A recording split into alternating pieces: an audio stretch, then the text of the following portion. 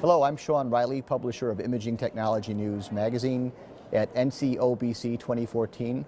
And I'm here with Dr. Nancy Cappello, who's a breast cancer survivor and founder and director of the organization Are You Dense? Welcome, Nancy. Great to see you again, Great Sean. to see you too. For our viewers, tell us a little bit about Are You Dense and how it got started in your mission. Well, I was a very faithful patient. I ate healthy, I exercised daily, I had my yearly mammograms. And when I was 51 years old, I just had my 11th normal mammogram. Within weeks of my normal mammogram, I went for my annual gynecological exam.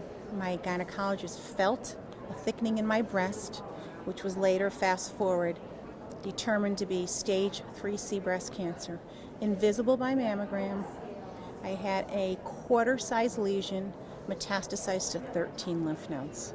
Wow. What do you do with that? And what the time frame from your mammogram to that was how 6 much? weeks. 6 weeks. However, the day the ultrasound, because my ridge was palpable, illuminated the quarter-sized lesion, it was still invisible on the mammogram. Okay. So, very first question I asked my doctor, not that, why do I have breast cancer? Because I know women get breast cancer, and even when there's no family history. Why was it so late? I don't understand it. Mm-hmm. And each of my 8 doctors now, because I had, aggressive cancer, late stage. So, well, Nancy, you have dense tissue.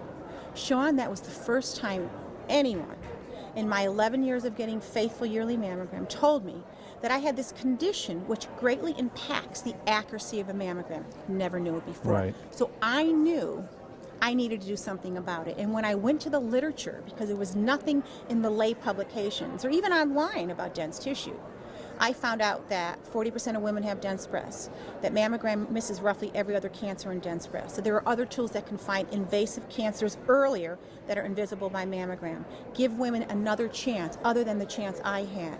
And I decided at that time with my husband, Joe, we were going to do something about it because the medical profession refused to tell women, and that's when we started our organization and started working with the Connecticut legislature. So now there's a much heightened awareness, probably not enough yet, but of breast density. Yes. And alternative ways to scan to find cancers in women with dense breasts. Yes. You know, what is driving that today? I mean, what do you see happening in that area? Well, I think because of our work, and clearly our work with Are You Dense and Are You Dense Advocacy, and we have driven the information about dense breast tissue. We have gotten that information to the woman who has it.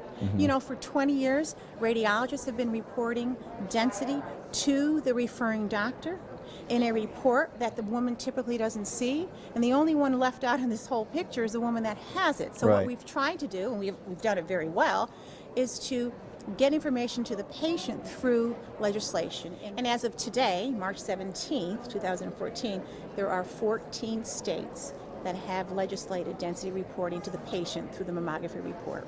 Now this has been a state at a time effort. Yes. You know, it seems to be driven, from what I see on the wires, by politicians in the states rather than healthcare professionals. Why are politicians seemingly driving this legislation? Well, politicians are driving it because they're the ones who propose bills. But the real people behind the politicians really are women, mostly who have been harmed by their dense tissue. And they have women who have been faithful with the yearly mammogram. They end up with, just like me, same compelling story, late stage cancer. They find me through a Google search and say, oh my God, Nancy, your story is my story. Right. This week we have a woman from Rhode Island who had, her cancer was 5 centimeters, invisible by the mammogram.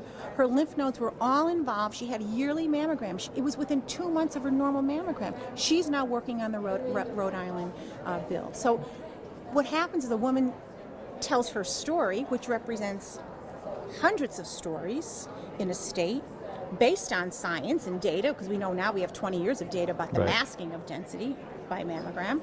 And so what happens is politicians introduce it, and it's not coming from the medical profession. You're absolutely right. It's coming really from the advocate, the woman who's been harmed. And so the million-dollar question, if you want to tackle it, is why are medical care providers not leading the charge on this?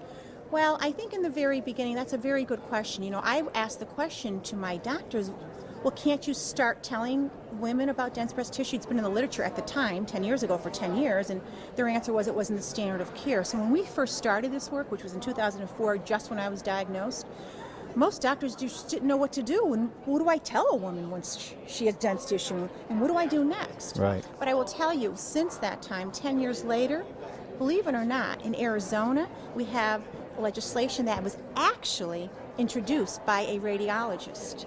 We have a bill in Tennessee that was passed because a radiologist contacted me and said, Nancy, I want to do something in my state. I see these hidden cancers. Yeah, now, yeah. I'm not saying that they're taking the lead, but we're getting more and more medical professionals involved and interested in our work. Good. One of the things that we've seen in mammography as of late is there's confusion on something as basic as just mammography screening, where you've got different bodies basically saying not necessary until a certain age. And I just wonder if we can't get that all dialed in. Boy, wouldn't that be for great? standard screening. How are we ever going to communicate something more complex like breast density? I know. I mean, it's very confusing out there, and it's very confusing for the patient who actually, here's the question, Sean.